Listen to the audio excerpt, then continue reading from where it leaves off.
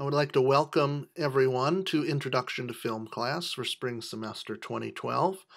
And what I'm going to do in this first audio lecture is just talk about some general ideas related to film, to studying film, and to the idea that film is a form of art. So I'm going to start off by talking a little bit about film as an art form. Then I will transition from that to talking about the film director as an artist. Talk about some ideas related to film form, film style, and film narrative, each of which are key terms and key concepts that are going to guide everything that we study in this class. I'll talk about the varieties of film form and how that sort of influences what we'll do in this class. And then finally, I'll finish by saying some words about film analysis, what film analysis is, and a little bit about what we're going to do in regards to film analysis in this class. So film is an art form, or at least the way that we're going to approach the study of film this semester in this class is that of looking at film as an art form. And this, like a lot of the things we're going to do in this class, is probably a way of looking at film and a way of approaching movies that's quite a bit different from what you're probably used to doing.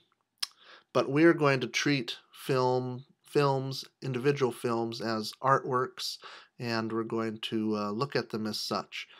But before we get into talking too much about film specifically, we need to sort of deal with some issues and some concepts related to what art is in general. First of all, art is a human endeavor. Art is something that is uniquely human, something that no other living creatures do, and something that defines us as humans, the ability and the desire to express ourselves artistically in a fashion that allows for artistic expression on the part of individuals, and in a fashion which allows for the enjoyment of art in an aesthetic fashion on the part of individuals as well. So as a human endeavor, art, of course, has a relationship still to the rest of nature, and art can imitate nature, meaning that art can try to copy nature, art can try to represent nature in a fashion that is as close to nature as possible, whether that is in the form of a sculpture that tries to maybe replicate the human form as closely as possible to nature, or a painting that does the same thing, or a film that tries to record in a way that's as close as possible to the way that things actually are, what happens before the camera. The other thing that art can do is it can alter nature. Art can have no relationship whatsoever to nature, or a very loose relationship to nature.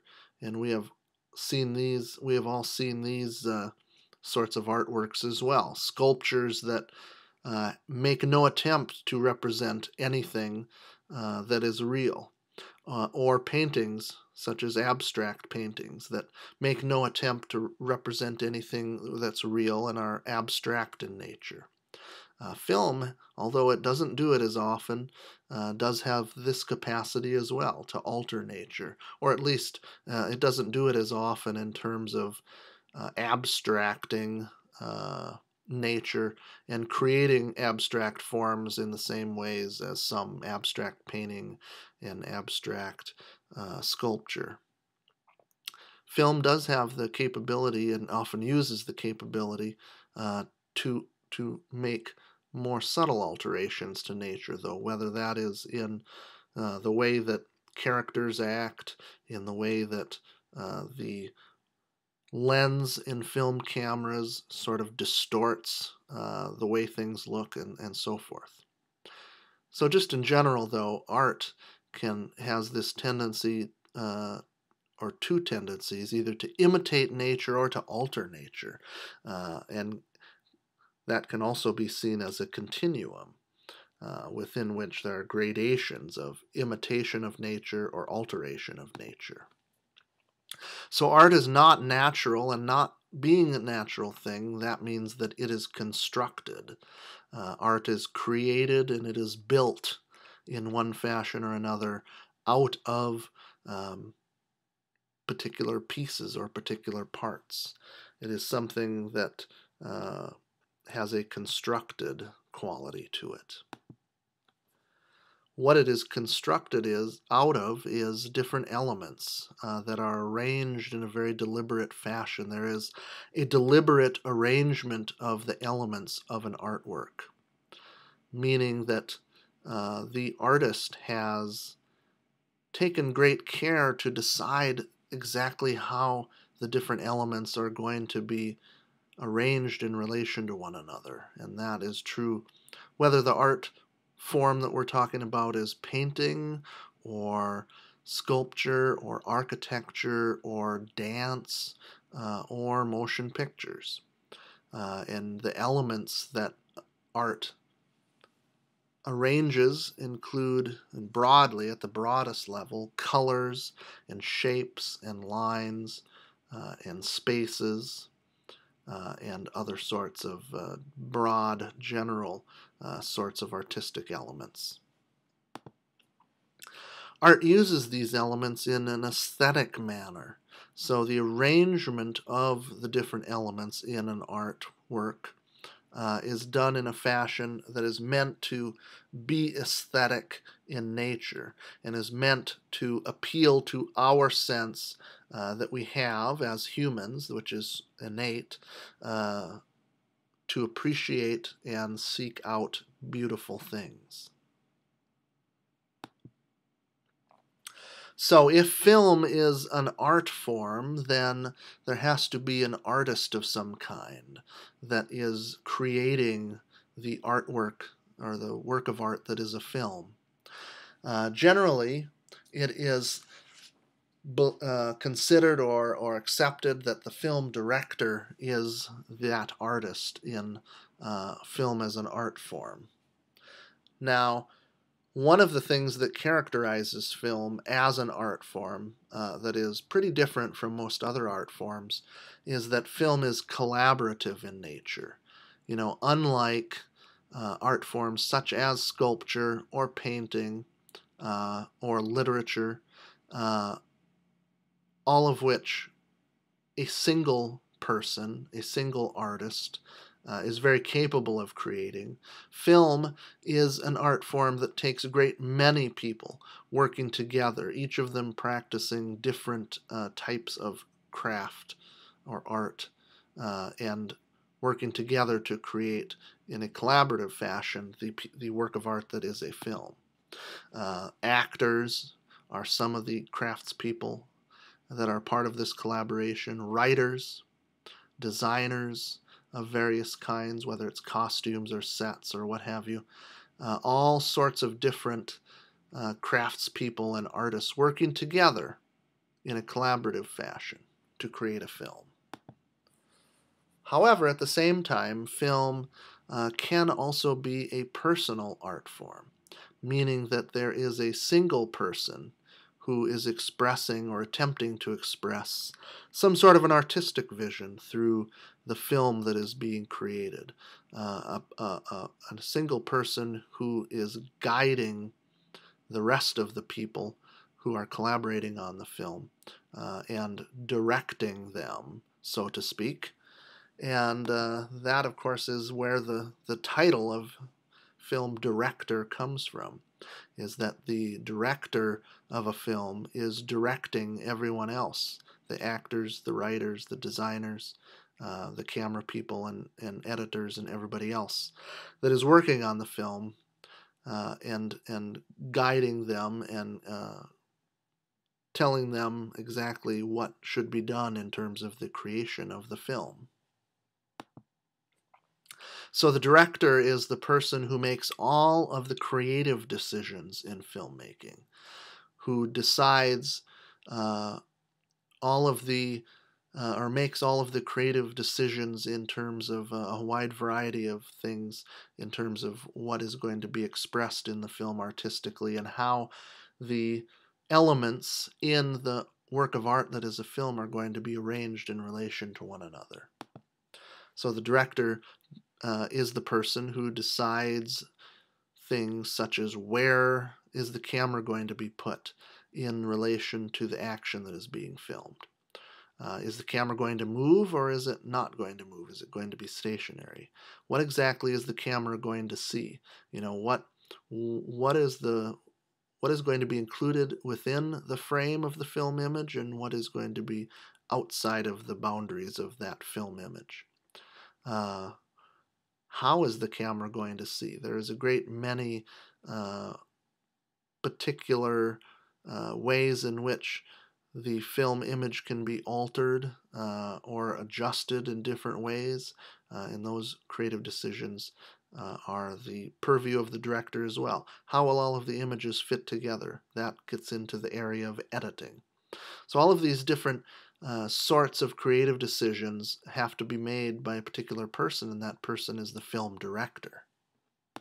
Of course, a film, at least these days, and ever since about 1930, has had sound elements in it as well. And so the director, too, is the person who decides what is going to be heard. What are the elements of the soundtrack on a film going to be? And likewise, what is not going to be heard? Where in the film is silence going to be used as an element in the artwork? So there are a few very broad terms that are going to be sort of operative terms for us throughout the semester as we study film, and they are film form, film style, and film narrative. And these definitions here are broader ones that would apply to any art form that is using these concepts, even though we are going to be using them specifically in relation to film. But in just general terms, form is the configuration of something, the arrangement of its parts. I've already been talking here in this lecture about art involving the arrangement of particular elements of a medium. And so form is the way in which those parts are arranged and the way in which those elements of the art form are configured. Style is the use of the characteristics of the particular artistic medium and how they're utilized. So each art form has particular characteristics, and style is how those characteristics are used. So in literature, the characteristics of that medium involve words and sentences, and so style in literary arts involves the use of those words and sentences and how they're utilized. In painting, different characteristics related to color and the texture of paint and so forth. In film, it involves a few other things that I will get to in just a moment. Narrative is a type of form that basically is involved in telling stories in which there are specific events that take place within the narrative that are portrayed in a cause and effect fashion, meaning that some events are the cause for subsequent events in a narrative. There's a cause and effect chain of events, and these events take place in time and in space. In a narrative art form, space is represented in some fashion. In literature, through description, with words, in stage drama, in a particular way on a stage, in an auditorium full of people. And in film, in a particular way through being filmed. Also taking place in time. A narrative art is one that unfolds over time. Unlike, say, a painting or a sculpture, a narrative art form necessarily takes place over a period of time. In the case of movies and plays also, usually somewhere in the neighborhood of 2 hours. So in film as an art form specifically, style includes mainly 4 elements: mise-en-scène, cinematography, editing, and sound. These are understood to be the 4 broad areas that constitute film style. And in this class, we will be spending 1 week studying each of them in turn during the first part of the semester. Narrative in film includes story and plot elements, and in the study of film narrative, those two terms, story and plot, have particular definitions that are distinct from one another. In just casual usage, we might use the term story and the term plot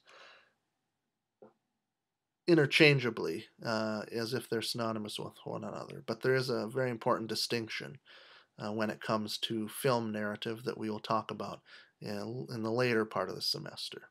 Characters are, of course, part of narrative in film, and how all of these different things interact is part of the narrative as well.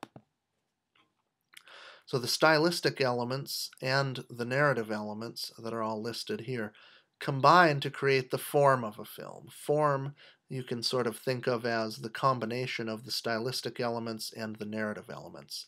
And we will have a week in the middle part of the semester, just before our midterm, where we will discuss film form specifically and spend a week talking about that.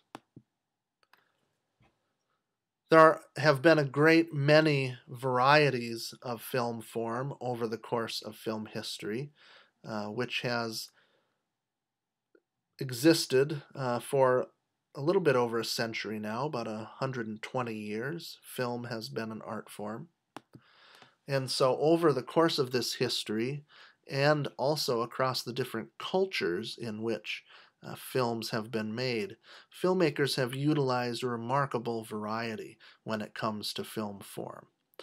We see in film history and across different film cultures just a remarkable variety of different kinds of stories, different kinds of characters, different uses of stylistic elements such as cinematography and sound and so forth.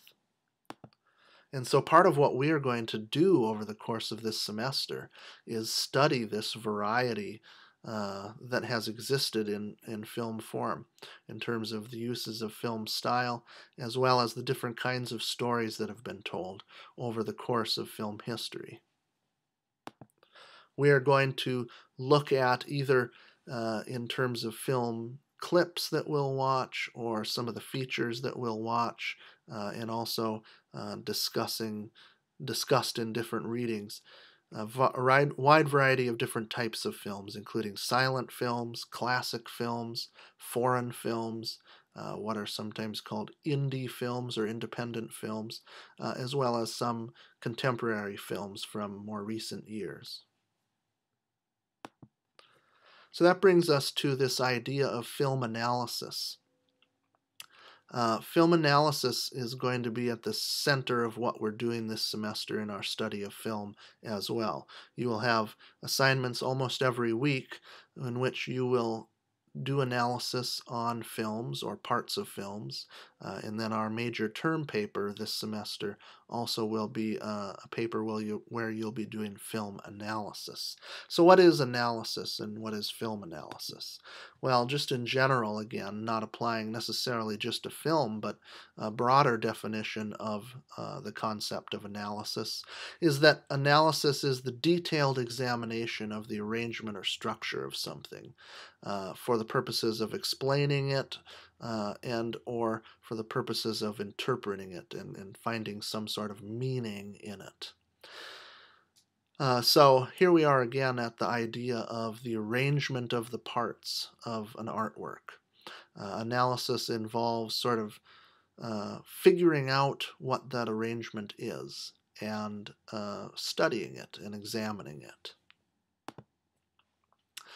Analyzing something involves breaking it down into its individual parts, and that too is a general definition of analysis.